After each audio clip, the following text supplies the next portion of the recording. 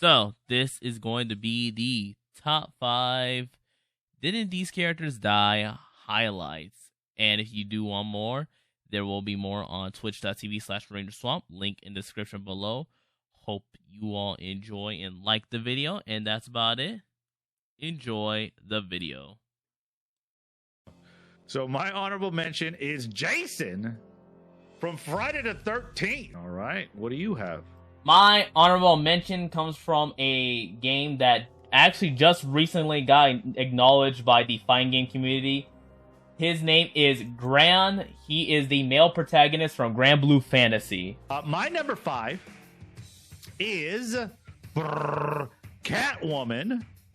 Specifically the Michelle Pfeiffer, Selena Kyle Catwoman.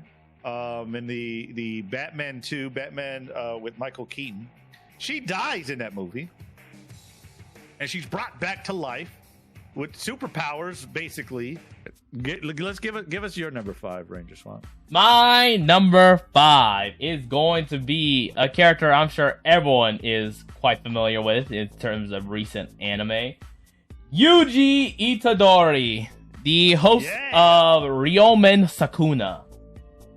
Now, nice. In the beginning of Jujutsu Kaisen, it starts off as your average shonen jump. Main character gets a power-up, and now he has this crazy power of a demon. Yeah. Well, in Jujutsu Kaisen's case, that is an awful thing because it's a S-class cursed spirit that is basically capable of killing whatever he wants, whenever he wants. So, I'm going to say my prayer first. Oh, Lord, in heaven, up above and all around, I am praying that you save this sweet, sweet, innocent soul. She died young, Lord. I forget why. I don't know if she was ran over, because I haven't watched this show in a long time. But her neighbor saved her by touching her, because he has this weird ability of bringing people back from the dead. Now, the weird part about this ability, Lord, Lord, I don't know why I'm even telling you, because you already know everything, basically. But the weird part about this ability, that if he touches something and reanimates it, then, you know, quantum causality, blood in, blood out, equivalent exchange, any of those other ones you want to adapt, where if something lives, something has to die. He just brings his neighbor back, and I guess his mom dies, if I remember correctly. So he sacrificed his own mom. So let her live, and let them have sex, because they grow older and they can't have sex, because if he touches her again, she actually does die. So please, Lord, all I'm asking is for sex, for myself, and for this couple, this sweet, sweet couple. My pick is from Pushing Daisies, Charlotte Charles. all right. I hope you're all feeling motivated, because my number 4 is going to be Virgil from the Devil May Cry series. All right. So, the story behind Virgil in the first Devil May Cry game is, all you know is that he is presumed to be dead. Yeah. They explained that Dante lost his brother and mother about 20 years ago, but they never explicitly stated when the brother died. They only stated he lost them. It is revealed that when Dante was 18, he fought his brother to a point where they were basically battling near the gates of the underworld. Virgil lost the battle and dove straight into the underworld, because that's where his father's home was, and he wanted to feel closer to his roots. He told Dante, if you don't want to get stuck here, you leave now. And when Dante tried to stop him, he basically knew Dante didn't want to be in the underworld, so he cut himself away from his brother. And he was presumed to be dead. He was revealed to have been captured, tortured, and brainwashed into becoming Mundus, the king of the underworld servant. Dante wouldn't know this, but only knew there's a familiar fighting pattern to an enemy he was facing while he went to go fight Mundus. Yeah. He ended up basically, Virgil ends up unmasking himself. It's revealed he's a possessed version of himself fighting Dante. In order to free his brother, Dante kills Virgil and basically at that point, he's presumed to have been gone. It is revealed in Devil May Cry 5 that Virgil, despite being blown up, has survived this, but he is falling apart. My number 3 is Yue from Arufruta, if I'm pronouncing that correctly, which is a good anime. I've read the light novels. I did not read the mangas or the web comics. I read the light novels, and it's such a good storyline. She's such an overpowered magic user. And again, she was thought dead. The way the story goes is that she was put in prison and she was told that she was dead. So when the hero, Hajime, comes and releases her from the prison she was kept in, my number 2 is going to be,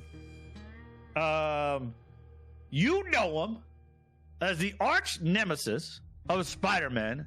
I know him as William Dafoe, the Green Goblin.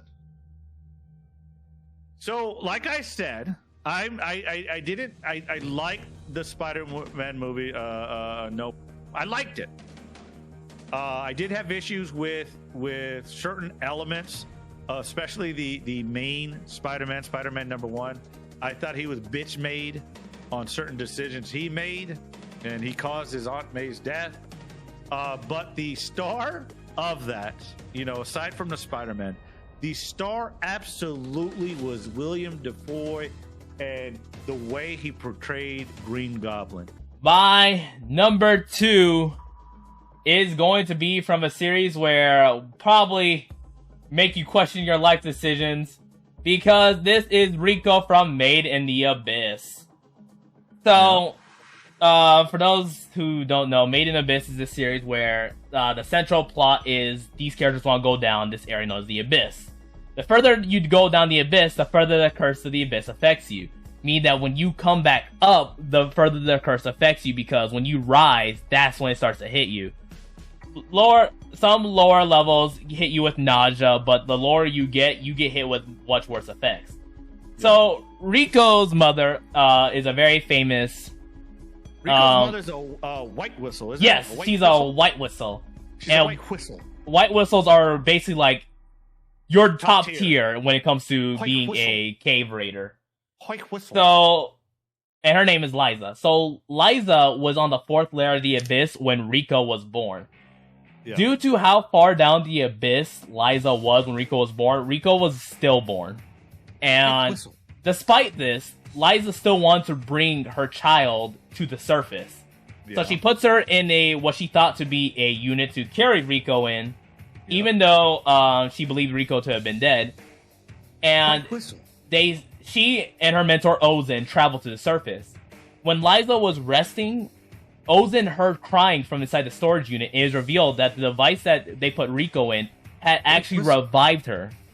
Yeah. However, despite Rico being mostly born normal, she gets headaches frequently if she's not wearing her glasses because of the curse of the Abyss.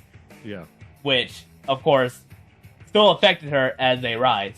But, despite this, Rico was still dead prior to being placed into the unit, and she has now been raised from the dead, and now here she is, ready to explore the same abyss, risking her life. Specify for the characters I chose. All right, so I'm going to go with my number 1. My number 1 is, and this is a character that I brought up over and over and over again the past few weeks, is from the starting life at 0. Her name is Rama. I will probably not introduce her again, but as I said, she dies multiple times. She dies multiple times because of the incompetence of the protagonist. So, for my number 1, is going to be Talion from Middle-earth: Shadow of War. Ooh, nice. In the beginning of the game, Talion is a ranger of Gondor. He is defending the walls of Gondor as the orcs, or the Uruk-hai, or because, they're the more advanced version of orcs, are invading. So, he witnesses his wife get killed because she's sacrificed to the Dark Lord who is going to basically take over Gondor. His son is killed in battle because he fought alongside him, and Yeah. he was denied his own death. He is also killed the same fashion as his wife, but something was tethering him to this world. It was revealed a wraith was attached to him. All right, and that's it for the highlights. Unfortunately, we had to skip a portion of my number 3. The video did get corrupted around that area, so if you didn't notice, that got skipped. It's only due to the fact that the video itself just wasn't cooperating. And yeah, that's about it. Hope you all enjoyed the video. I'll see you on the next one.